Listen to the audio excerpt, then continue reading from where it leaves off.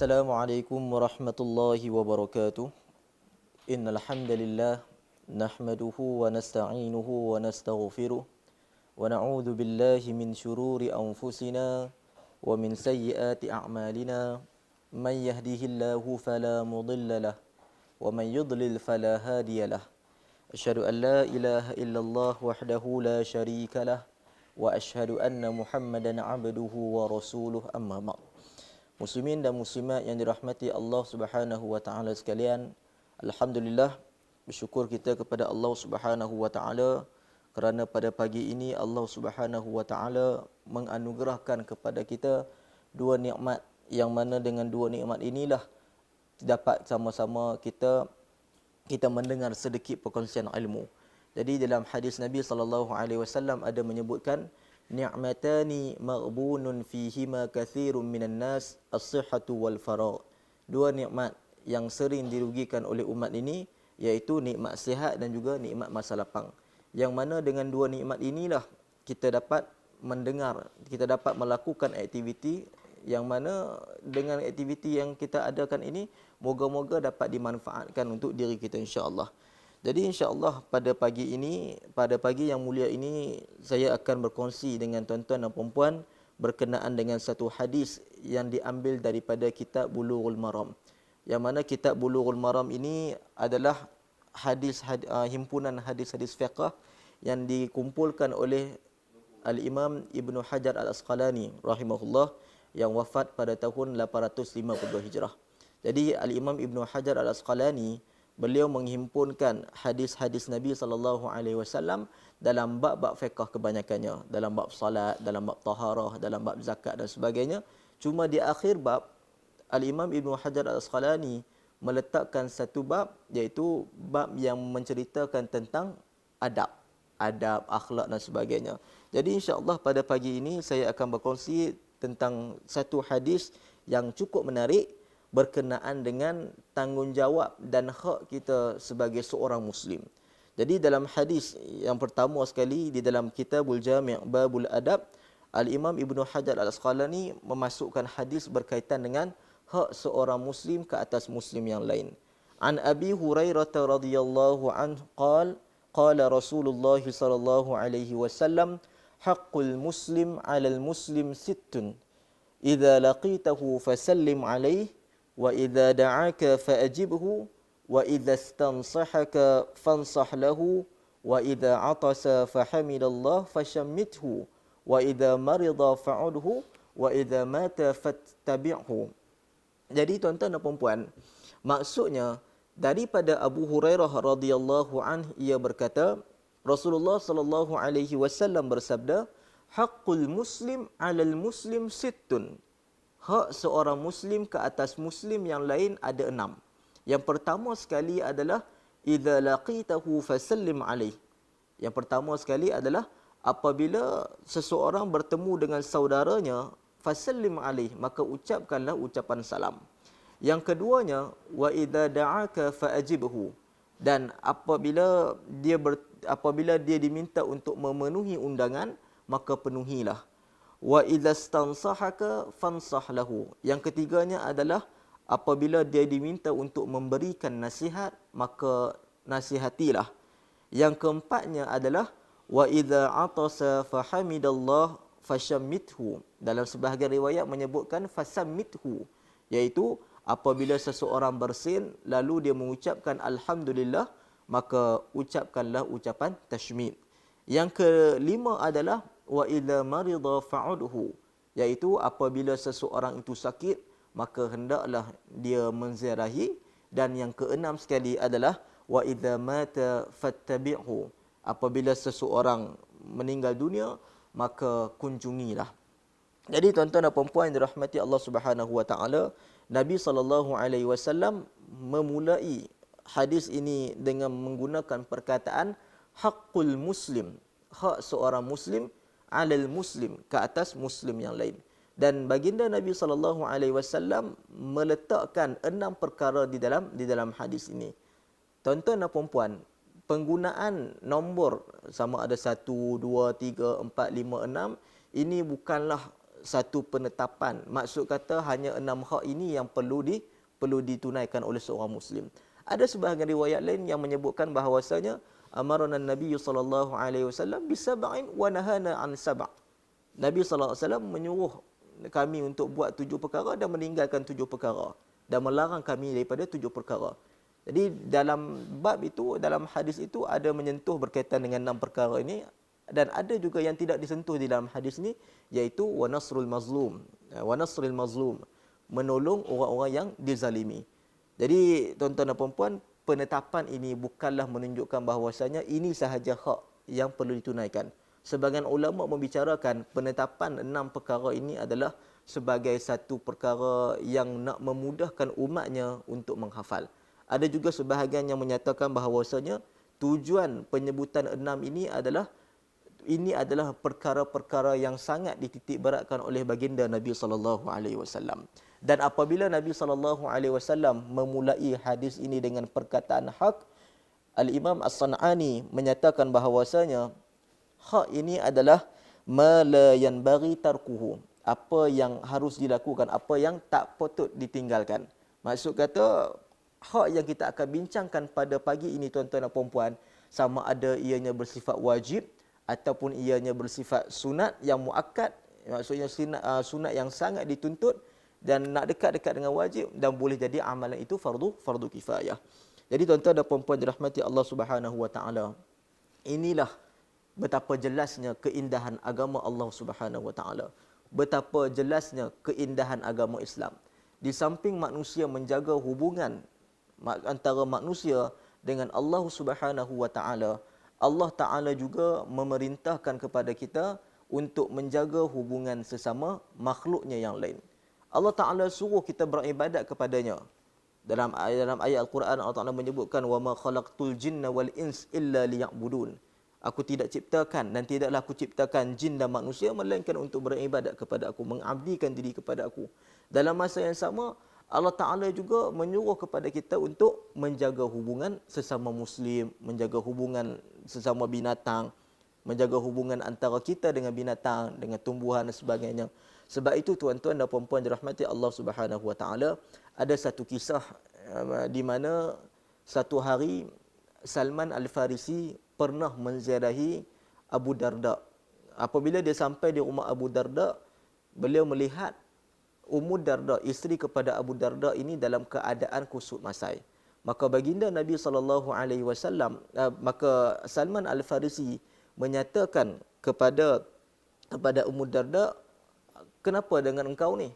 Apa yang terjadi kepada engkau?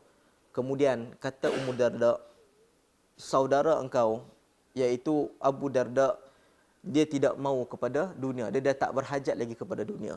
Dan kemudiannya Abu Darda datang kepada Salman Al-Farisi dalam keadaan membawa satu hidangan dan dihidangkan kepada Salman Al-Farisi, lalu mempersilakan Salman Al-Farisi untuk makan.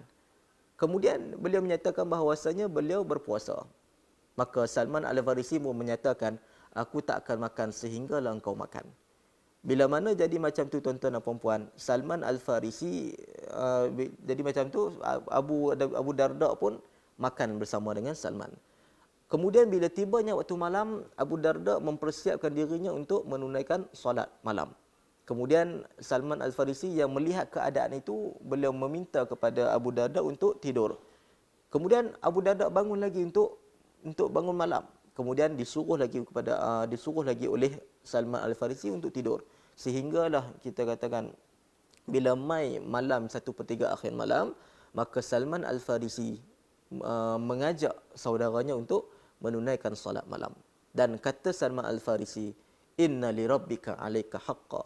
Sesungguhnya pada Tuhan engkau ada hak yang engkau perlu tunaikan. Wa li nafsika 'alaika haqqan. Dan ke atas diri engkau juga, ke atas tubuh badan engkau juga ada hak yang engkau perlu tunaikan. Wa li ahlika 'alaika haqqan. Dan ke atas ahli keluarga engkau ada hak yang engkau perlu tunaikan. Fa'ti kulli dhi haqqin haqqahu. Maka berilah hak kepada mereka yang berhak. Jadi tuan-tuan dan puan-puan, daripada hadis ini dapat kita fahami bahawasanya tujuan hidup kita, kita hidup di muka bumi ini bukan semata-mata mengabdikan diri kepada Allah Ta'ala tanpa kita menjaga hubungan kita dengan makhluk yang lain. Jadi tuan-tuan dan puan-puan, khusus perbincangan kita pada hari ini adalah hubungan kita dengan orang Muslim. Yang pertama sekali, baginda Nabi SAW menyebutkan, hak yang pertama adalah idza laqitahu fasallim alaih. Apabila kamu bertemu dengan saudara kamu, maka ucapkanlah ucapan salam. Tuan-tuan dan puan-puan, inilah keagungan Islam. Allah Ta'ala telah menjadikan ucapan salam ini adalah khusus kepada umat Islam sebagai satu interaksi. Dan ucapan salam itu adalah satu doa. Bila mana kita menyebutkan Assalamualaikum, itu adalah satu doa, kita mendoakan kesejahteraan kepada saudara kita. Dan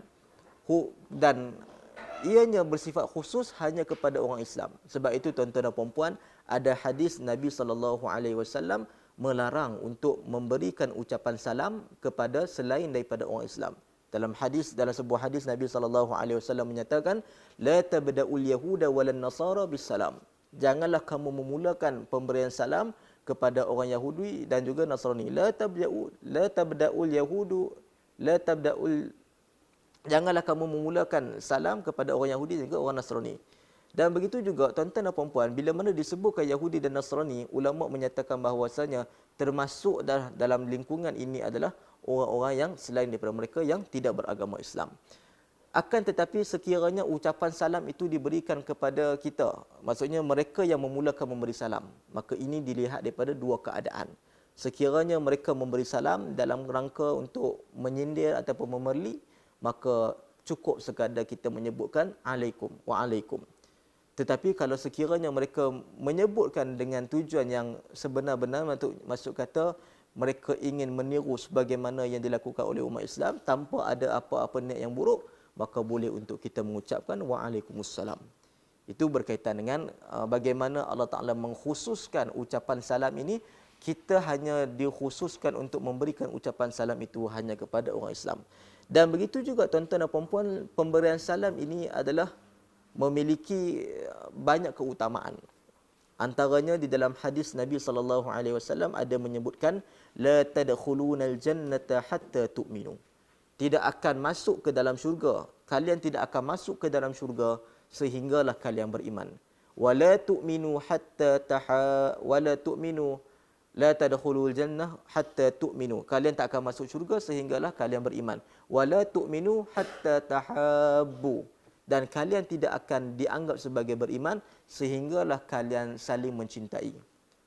Ini merupakan hadis yang menarik tuan-tuan dan puan-puan, kerana Nabi SAW menyatakan bahawasanya seseorang yang nak masuk ke dalam syurga, dia kena ada iman. Dan keimanan itu nak menjadikan ianya sempurna memerlukan kepada sifat kasih sayang. Dan Nabi SAW menyatakan, awala adullukum ala syai'in idza fa'altumuhu tahabbtum. Mahukah kalian aku menunjukkan kepada kalian tentang satu kaedah, satu perbuatan yang mana bila kamu lakukan, kalian akan saling mencintai. Maka para sahabat pun nak, lalu Nabi SAW menyatakan, afshus salam bainakum. Maka sebarkan salam di antara kalian.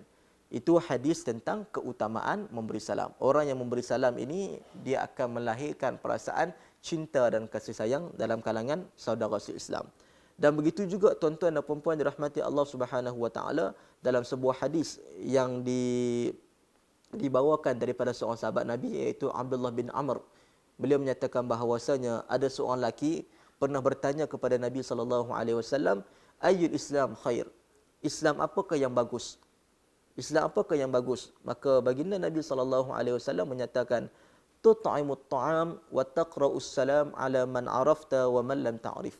Iaitu kamu memberi makan dan juga memberikan ucapan salam, mengucapkan salam ala man arafta wa man lam ta'rif, kepada orang yang kamu kenal dan juga orang yang kamu tidak kenal. Jadi hadis yang kedua ini juga menyatakan tentang keutamaan kita memberikan ucapan salam, kerana ia termasuk dalam sebahagian daripada sebaik-baik amalan. Dan begitu juga tuan-tuan dan puan-puan, ketika mana hijrah baginda Nabi sallallahu alaihi wasallam daripada Mekah ke Madinah, bila mana Nabi sampai ke Madinah, ada seorang sahabat Nabi. Dia ni adalah orang Yahudi pada asalnya. Nama beliau adalah Abdullah bin Salam. Beliau ni adalah orang yang menjadi pakar rujuk dalam agama Yahudi, kemudian dia masuk Islam. Beliau menyatakan bahawasanya lamma qadiman Nabi sallallahu alaihi wasallam al-Madinah, bila mana Nabi sallallahu alaihi wasallam sampai ke Madinah, bila mana aku tengok muka dia, araftu anna wajhahu laysa biwajhi kadzab. Aku tengok muka dia, aku tahu dia ni bukan orang yang menipu. Dan apa yang perkataan yang diucapkan oleh baginda Nabi sallallahu alaihi wasallam, ayyuhan nas, wahai manusia, afshus salam, ucapkanlah salam, sebarkan salam, wa at'imut ta'am, dan bagilah makan, wasilul arham, sambungkanlah hubungan persaudaraan, wasallu bil lail wan nasu niyam, dan semayanglah pada waktu malam, solatlah, melakukanlah solat malam ketika mana wasallu bil lail wan nasu niyam, ketika mana manusia tidur, tadkhulul jannata bisalam, maka kalian akan masuk ke dalam syurga dalam keadaan sejahtera. Itu berkaitan dengan kelebihan memberi salam.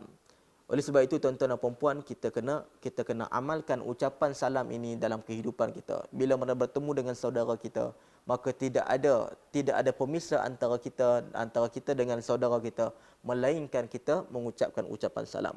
Walaupun kita bertemu dengan dia dalam tempoh yang sekejap, kemudian kita masuk ke dalam bilik misalnya kata, kemudian kita datang semula, maka ucapkanlah ucapan salam.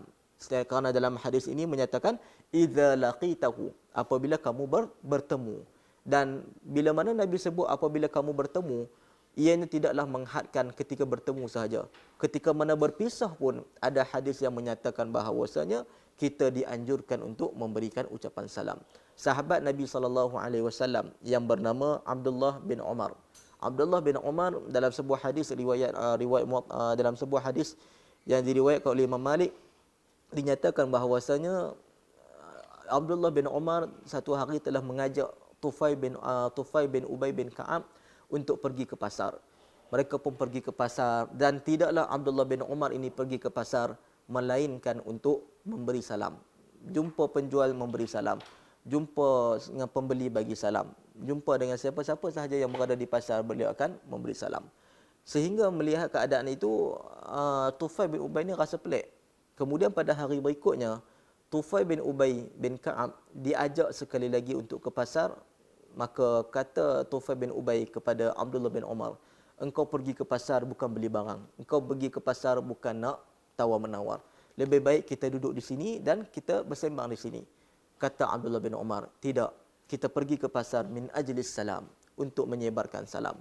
Sampai ke tahap itu sekali tamasuk sahabat ini dengan sunnah Nabi sallallahu alaihi wasallam.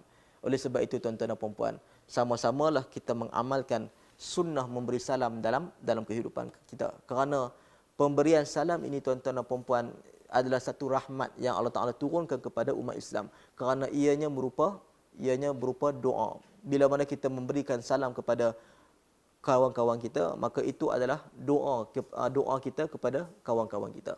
Dan tuan-tuan dan puan-puan, disunatkan kepada kita untuk mengulangi salam kita bila mana setiap kali kita bertemu. Seperti mana dalam hadis Nabi sallallahu alaihi wasallam, ada seorang sahabat ketika mana dia masuk ke dalam masjid, beliau melakukan solat, kemudian beliau datang kepada baginda Nabi sallallahu alaihi wasallam, beliau pun menyatakan assalamualaikum ya Rasulullah, memberi salam kepada Nabi sallallahu alaihi wasallam, dan Nabi pun menjawab salam, waalaikumsalam, dan ke atas engkau pun salam, dan ke atas engkau pun kesejahteraan. Kemudian Nabi kata, irji' fasalli fa innaka lam tusalli. Pergi solat semula kerana engkau belum solat. Beliau solat semula, dan selepas beliau solat, beliau datang kepada Nabi dan bagi salam lagi. Kemudian Nabi menjawab salam, dan Nabi berkata, irji' fasalli fa innaka lam tusalli. Pergi solat semula kerana engkau belum lagi solat. Kemudian tuan-tuan dan puan-puan, bila dia datang lagi kepada Nabi sallallahu alaihi wasallam, dia cakap benda yang sama, dia bagi salam dan Nabi pun jawab salam, dan Nabi kata irji' fasalli fa innaka lam tusalli. Sehinggalah Nabi akhirnya mengajarkan kepadanya tata cara solat yang sebenar-benarnya. Itulah kelebihan memberi salam. Itu yang pertama tuan-tuan dan puan-puan. Yang keduanya adalah hak kita yang kedua adalah wa idza da'aka fa'ajibhu. Dan hak yang kita yang kedua kepada seorang muslim yang lain adalah apabila seseorang mengajak kita untuk memenuhi undangan. Sama ada kita katakan secara umumnya apa-apa kendurilah, maka fa'ajibhu, maka jawablah, maksud kata kita penuhilah. Jadi tuan-tuan dan puan-puan, melalui hadis ini ada sebahagian dalam kalangan ulama yang menyatakan setiap kenduri wajib untuk kita hadir. Tak kira apa-apa kenduri pun kita kena datang, kerana itu adalah hubungan kita dengan masyarakat. Tetapi tuan-tuan dan puan-puan, ada sebahagian ulama menyatakan bahawasanya yang dimaksudkan dengan kenduri yang wajib untuk dihadiri adalah walimatul urus, kenduri kahwin. Kerana ada hadis yang menyatakan ancaman bagi mereka yang tidak menghadiri kenduri walimatul urus bila mana dijemput. Seperti mana dalam hadis syarrut ta'am ta'amul walimah, seburuk-buruk makanan adalah makanan walimah. Yud'a lahal aghniya wa yutrakul fuqara. Dijemput orang-orang yang kaya dan juga ditinggalkan orang-orang yang miskin. Faman taraka ad-da'wah faqad 'asallaha wa rasulah. Barang siapa yang meninggalkan ajakan, maka dia telah melakukan maksiat kepada Allah dan Rasul. Jadi tuan-tuan dan puan-puan, daripada hadis ini menunjukkan bahawasanya ini adalah ancaman bagi mereka yang dijemput untuk menghadiri kenduri kahwin tetapi dia tidak hadir. Dan walaupun begitu tuan-tuan dan puan-puan, walaupun kita katakan hukum asalnya wajib untuk kita menghadiri kenduri kahwin, tetapi ada sebahagian ulama meletakkan beberapa kelonggaran ataupun rukhsah bagi kita untuk tidak menghadiri kenduri kahwin sekiranya kenduri itu memerlukan safar. Maksud kata, kita daripada Perlis tiba-tiba ada jemputan kenduri daripada Kuala Lumpur. Jadi daripada sini nak pergi ke Kuala Lumpur mengambil masa lebih kurang 450 km. Jadi mungkin itu kita katakan sebagai satu benda yang masyaqqah, satu benda yang membebankan kita nak menghadiri kenduri itu, terpaksa bermusafir, maka kenduri ini kita katakan tidak wajib untuk kita hadir, tetapi dianjurkan kepada kita untuk hadir. Apatah lagi sekiranya kenduri itu melibatkan hubungan kaum kerabat. Misal kata yang kenduri itu adalah adik kita, yang kenduri itu adalah kakak kita, maka kita kena cuba untuk usahakan hadir walau bagaimanapun. Dan yang keduanya tuan-tuan dan puan-puan, itu yang pertama. Maksud kata sekiranya memerlukan permusafiran, maka dibolehkan kepada kita untuk tidak hadir. Yang keduanya tuan-tuan dan puan-puan adalah sekiranya dalam kenduri itu ada dihidangkan beberapa perkara maksiat. Contohnya di dalam kenduri itu dihidangkan minuman arak ataupun ada judi dan sebagainya, maka boleh untuk kita tidak hadir. Dan begitu juga tuan-tuan dan puan-puan, boleh untuk kita tidak hadir ke kenduri bila mana bercanggah dengan perintah ulil amri. Misal kata tuan-tuan dan puan-puan, ada orang buat kenduri pada ketika mana kawalan pergerakan, di mana sepatutnya kita berada di rumah, tetapi ada sebahagian yang buat kenduri. Maka tuan-tuan dan puan-puan, boleh untuk kita tidak hadir ke kenduri tersebut kerana ianya melibatkan antara suruhan ulil amri untuk tidak mengadakan sebarang kenduri. Jadi tuan-tuan dan puan-puan, kita boleh untuk tidak hadir. Dan tuan-tuan dan puan-puan, itu berkaitan dengan kenduri kahwin. Adapun kenduri-kenduri yang lain boleh untuk kita hadir, tetapi dia tidaklah sampai kepada tahap wajib. Boleh kita katakan kenduri-kenduri selain kenduri kahwin ianya bertaraf sunat, tidak sampai kepada tahap wajib. Dan itu yang kedua. Yang ketiganya tuan-tuan dan puan-puan adalah wa idza stansahaka fansah lahu. Bila mana kamu diminta untuk memberikan nasihat, maka nasihatilah. Jadi tuan-tuan dan puan-puan, sebahagian ulama menyatakan di sini adalah maksud hak di sini adalah hak memberi nasihat ini adalah wajib sekiranya orang datang kepada kita untuk meminta nasihat, maka kita wajib bagi nasihat kepadanya. Adapun sekiranya dia tidaklah datang kepada kita untuk meminta nasihat, tetapi kita sebagai seorang insan melihat saudara kita dalam keadaan susah yang memerlukan kepada nasihat, lalu kita nasihati dia, maka itu hukumnya adalah sunat. Dan tuan-tuan dan puan-puan, kita hidup dalam keadaan masyarakat ini perlu ada maksud kata hubungan persaudaraan, saling menasihati. Kadang-kadang kita dalam keadaan terbabas daripada ajaran Al-Quran dan Sunnah, maka orang yang melihat kita maka perlu kepada nasihat kepada kita. Maka kita pun kadang-kadang bila nampak kemungkaran ataupun perkara yang tak kena ataupun benda yang perlu kita nasihati, maka nasihatilah. Maka hubungan kita pada waktu itu, di samping kita memperbetulkan keadaan yang buruk, kita juga dapat memperbetulkan hubungan persaudaraan di antara kita. Kerana tuan-tuan dan puan-puan, tugas amar ma'ruf nahi munkar ini adalah tanggungjawab semua.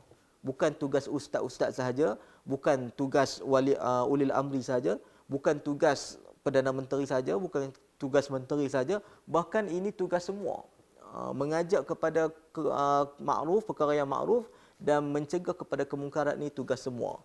Sebab itu dalam hadis Nabi menyatakan, man ra'a minkum munkaran, barang siapa yang nampak kemungkaran, falyughayyirhu biyadihi, maka dia hendaklah mencegahnya dengan sebagian menyatakan dengan tangannya, dengan kekuasaan. Fa illam tastati' fa illam yastati' fa bilisani, sekiranya dia tidak mampu, maka hendaklah dia ubah dengan lidahnya. Fa illam yastati' fa biqalbi, siapa yang tak mampu ubah kemungkaran dengan lidahnya, maka hendaklah dia ubah dengan hatinya. Wa dzalika adhaful iman, yang itulah selemah-lemah iman. Jadi tuan-tuan dan puan-puan, hidup kita dalam kalangan masyarakat ini perlu kepada nasihat. Bila mana orang minta kepada kita nasihat, yang mana nasihat itu dapat membangunkan dirinya, maka kita kena nasihat dia. Itu yang keempat. Itu yang ketiga. Yang keempatnya tuan-tuan dan puan-puan adalah wa idza atasa fahamidallah fashammithu, ataupun sebagian riwayat menyebutkan fasammithu. Maksudnya apabila seseorang bersin lalu dia mengucapkan alhamdulillah, maka ucapkanlah ucapan tashmid. Dan tuan-tuan dan puan-puan, ucapan tashmid ini adalah yarhamukallah. Misal kata seseorang dia bersin lalu dia mengucapkan alhamdulillah, maka kita sebagai saudara se-Islam, bila mana mendengar ucapan alhamdulillah yang datang daripada orang yang bersin, maka kita perlu menjawab semula, ya rahmukallah, moga Allah merahmati kamu. Dan orang yang mendengar itu pula, orang yang bersin tadi, bila mana kawan tu kata ya rahmukallah, maka beliau perlu menyatakan yahdikumullah wa yuslihu balakum, moga Allah memberi hidayah kepada kamu dan juga memperbaiki urusan kamu. Dan ini berdasarkan hadis yang diriwayatkan daripada Abu Hurairah, Nabi SAW menyatakan, idza atasa ahadukum falyaqul alhamdulillah, apabila salah seorang daripada kalian bersin, maka ucapkanlah alhamdulillah. Wal yaqul lahu akhuhu aw sahibuhu yarhamukallah, dan katakanlah orang yang saudaranya ataupun orang yang terdekatnya, yarhamukallah, moga Allah merahmati kamu. Wal yaqul huwa, dan katakanlah oleh dia ni, maksudnya orang yang bersin tadi, yahdikumullah wa yuslihu balakum, moga Allah memberi hidayah kepada kamu dan juga memperbaiki urusan kamu. Inilah di antara rahmatnya Islam. Hatta kita katakan bila mana kita bersin pun tuan-tuan dan puan-puan, Allah Ta'ala telah mensyariatkan doa untuk kita doa. Bila mana dengar orang bersin, itu adalah satu nikmat, lalu kita ucapkan alhamdulillah. Dan kemudiannya di antara nikmatnya juga, bila mana orang lain mendengar ucapan alhamdulillah, dia doakan kita dengan doa kerahmatan. Itulah indahnya Islam. Dan tuan-tuan dan puan-puan, sedikit adab berkaitan dengan bersin ini. Dalam Islam ada diajarkan kepada kita tentang adab-adab yang kita perlu tunaikan ketika mana kita bersin. Seperti mana dalam sebuah hadis juga diriwayatkan daripada Abu Hurairah radhiyallahu an, beliau menyatakan, Nabi SAW bersabda, idza atasa ahadukum falyadha kaffaihi ala wajhihi wal yakhfid biha sautah. Maksudnya, bila mana salah seorang daripada kalian bersin, maka letakkanlah tangan di mukanya dan perlahankanlah suaranya. Jadi tuan-tuan dan puan-puan, itu juga termasuk dalam adab. Tidak boleh untuk seseorang yang bersin, dia bersin sesuka hatinya dalam keadaan dia tutup mulutnya. Dan begitu juga kadang-kadang orang yang bersin ni, dia suka menguatkan suara dia. Jadi bila dia bersin tu hasyum, dia bersin dalam keadaan yang begitu kuat, tak kontrol. Jadi itu bukanlah termasuk dalam ajaran Islam. Ajaran Islam adalah ajaran yang mementingkan adab. Hatta ketika mana kita bersin sekalipun tuan-tuan dan puan-puan, kita perlu untuk mengikut adab yang telah diajarkan oleh Nabi SAW. Itu berkaitan dengan bersin. Dan tuan-tuan dan puan-puan, tambah-tambahlah pada hari ini kita katakan musim COVID-19. Di mana tuan-tuan dan puan-puan, kita bimbang virus itu berpindah kepada kawan-kawan dan sebagainya, sama ada melalui bersin, sama ada melalui kita katakan sentuhan dan sebagainya. Jadi sama-samalah kita menjaga kesihatan kita dan melakukan beberapa pencegahan, antaranya menggunakan sanitizer dan sebagainya. Dan seterusnya tuan-tuan dan puan-puan dirahmati Allah Subhanahu Wa Taala sekalian, hak yang kelima adalah hak kita sebagai seorang Islam kepada saudara kita yang sakit. Jadi tuan-tuan dan puan-puan, dalam hadis Nabi sallallahu alaihi wasallam ada menyebutkan wa idza marida fa'udhu. Apabila saudara kalian sakit, maka kalian hendaklah menziarahinya. Dan tuan-tuan dan puan-puan, menziarahi orang sakit ini ada banyak hikmah. Ada banyak hikmah yang kita dapat lihat bila mana kita menziarahi orang sakit. Di antaranya adalah yang pertama sekali, kita dapat mengurangkan beban ataupun kita katakan dapat menenangkan orang yang sakit, sama ada orang yang sakit ataupun ahli keluarga.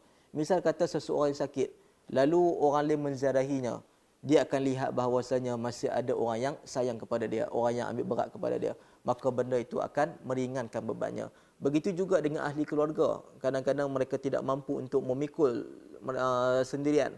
Bila mana orang datang berkunjung, benda itu dapat meringankan duka dalam jiwa mereka. Dan begitu juga tuan-tuan dan puan-puan, bila mana kita menziarahi orang yang sakit, kita akan mendoakan orang yang sakit. Jadi itu juga adalah hikmah.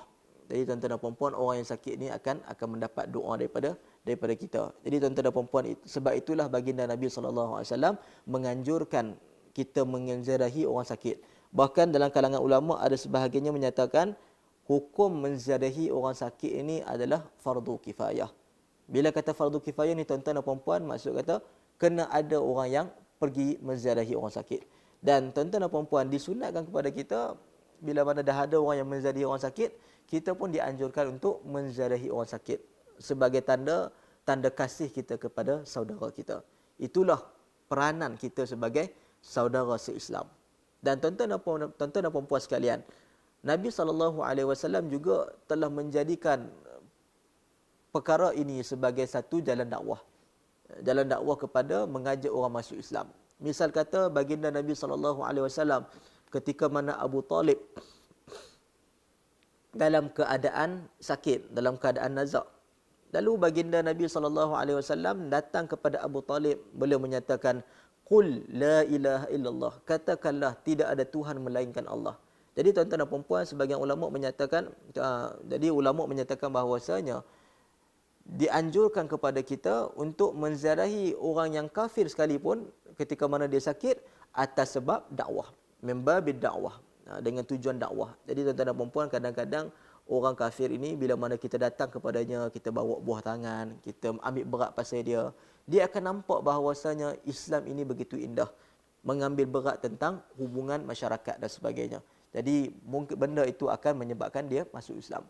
Seperti mana tuan-tuan dan puan-puan, Nabi SAW pernah menziarahi seorang pemuda Yahudi. Bila mana Nabi minta kepada dia masuklah Islam. Tuan-tuan dan puan-puan, dia lihat kepada wajah ayah dia tengok kepada wajah Nabi SAW. Ayah dia pun menyatakan taatlah kepada Abul Qasim. Maka dia pun masuk Islam dan akhirnya dia meninggal dalam keadaan Islam. Jadi tuan-tuan dan puan-puan, kita gunakan medium yang ada untuk kita mengajak orang masuk berislam. Itu yang kelima. Dan yang keenamnya tuan-tuan dan puan-puan adalah wa idza mata fattabi'hu. Apabila saudara kalian meninggal dunia, maka kunjungilah. Ini pun di antara hak yang memperlihatkan kepada kita tentang kemuliaan insan. Kemuliaan manusia ini tidak hanya pada waktu dia sihat. Tidak hanya pada waktu dia sakit. Ia juga berlaku ketika mana ia meninggal. Jadi tuan-tuan dan puan-puan, bila mana saudara kita meninggal, kita digalakkan untuk mengunjungi orang yang meninggal dunia. Sama ada kita datang itu menguruskan jenazahnya ataupun kita menziarahi keluarganya lalu kita mengucapkan takziah. Jadi tuan-tuan dan puan-puan dirahmati Allah Subhanahu Wa Taala, dalam sebuah hadis Nabi SAW menyatakan, "Man syahidal janazah hatta yusalli alaihi falahu qirat." Barang siapa yang menziarahi jenazah, mengunjungi jenazah, maka baginya pahala 1 qirat. wa man syahidal janazah hatta turfan, dan barang siapa yang menyaksikan jenazah sehinggalah jenazah itu dikebumikan, falahu qiratan, maka baginya pahala 2 qirat. Sahabat bertanya kepada Nabi SAW, wa mal qiratan ya Rasulullah, apa yang dimaksudkan dengan 2 qirat? Maka kata baginda Nabi SAW, mithlul jabalainil azimain, seperti 2 bukit yang besar. Dalam sebahagian riwayat menyebutkan seperti bukit Uhud. Jadi tuan-tuan dan puan-puan yang dirahmati Allah Subhanahu wa taala sekalian, mungkin dalam kalangan pemuda ataupun dalam kalangan orang budak-budak, mereka melihat bila mana orang meninggal ini dia dapat habuan duit. Kadang-kadang mungkin dia terjadi di sebahagian tempat mereka menyediakan wang RM5 untuk diberikan selepas daripada solat jenazah. Tuan-tuan dan puan-puan dirahmati Allah Subhanahu wa taala, sebenarnya pahala yang Allah Taala sediakan bagi orang yang mengunjungi jenazah ini lebih hebat, lebih banyak jika nak dibandingkan dengan wang RM5 yang diberikan kepada budak-budak pada masa kini. Jadi tuan-tuan dan puan-puan, itu di antara perkara yang fardu kifayah. Jadi tuan-tuan dan puan-puan, sama-samalah kita amalkan dalam kehidupan kita. Dengan orang meninggal, maka kita ringankanlah beban keluarga si mati, kita bantu apa yang patut. Janganlah kita menyusahkan orang yang mati dengan minta dia buat hidangan dan sebagainya. Kerana Nabi SAW bila mana kematian Ja'far, Nabi SAW minta kepada orang terdekat untuk sediakan makanan kepada keluarga Ja'far. Isna'u ta'am li ali Ja'far fa innahu qad jaa ma yushghiluhum. Sediakan makanan kepada keluarga Ja'far kerana ada benda yang menyibukkan mereka. Maksudnya kerana telah terjadi satu benda yang menyibukkan mereka. Jadi tuan-tuan dan puan-puan, itulah yang sunnahnya. Bila mana berlakunya kematian, disunnahkan kepada kita untuk kita yang terdekat ni untuk meringankan keluarga si mati. Bukannya kita menyusahkan keluarga si mati. Jadi tuan-tuan dan puan-puan dirahmati Allah Subhanahu wa taala sekalian, sebagai kesimpulan dapat saya nyatakan bahawasanya di dalam hadis yang membicarakan tentang 6 hak ni membuktikan bahawasanya agama Islam tidak hanya mementingkan hubungan kita dengan Allah Taala semata-mata. Sebahagian orang, tuan-tuan dan puan-puan, dia salat, dia mengeluarkan zakat, dia berpuasa, dia melaksanakan ibadat haji, tetapi hubungan dia dengan masyarakat zero. Sebab itu tuan-tuan dan puan-puan, ada hadis yang ada satu hadis disebutkan, ditanyakan kepada baginda Nabi SAW tentang keadaan seorang perempuan yang banyak melakukan amalan fardu, banyak melakukan amalan sunat, tetapi hubungan dengan masyarakat, hubungan dia dengan manusia dia tak jaga. Nabi SAW bersabda, laisat fiha khair hiya finnar. Tidak ada kebaikan pada dirinya, dia berada di dalam neraka.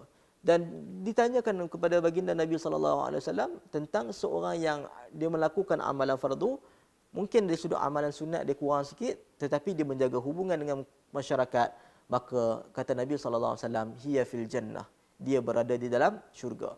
Jadi tuan-tuan dan puan-puan, hubungan dengan masyarakat perlu kita jaga. Dan sebahagian daripada kalangan kita, tuan-tuan dan puan-puan, muflis pada hari akhirat kerana hubungan dia dengan masyarakat.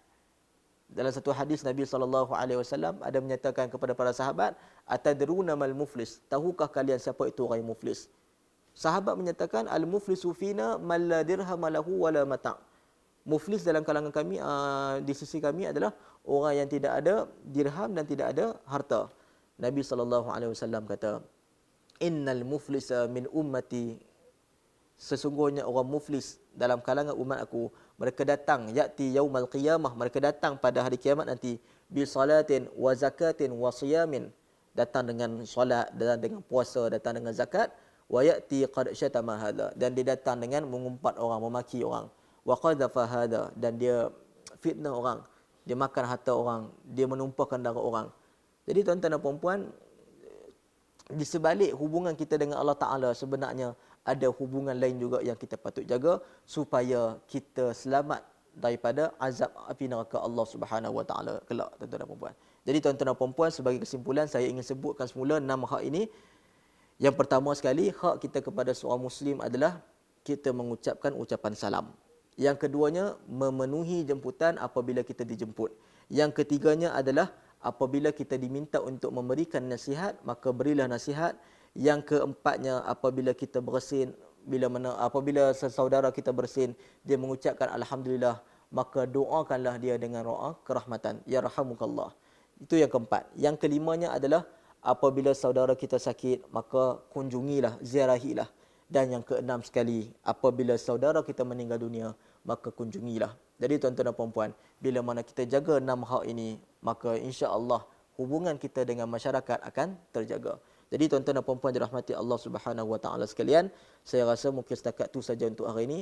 Apa yang baik itu datang daripada Allah Subhanahu wa taala, yang buruk daripada kelemahan saya sendiri. Aqulu qawli hadza wa astaghfirullahal azim li wa lakum. Assalamualaikum warahmatullahi wabarakatuh.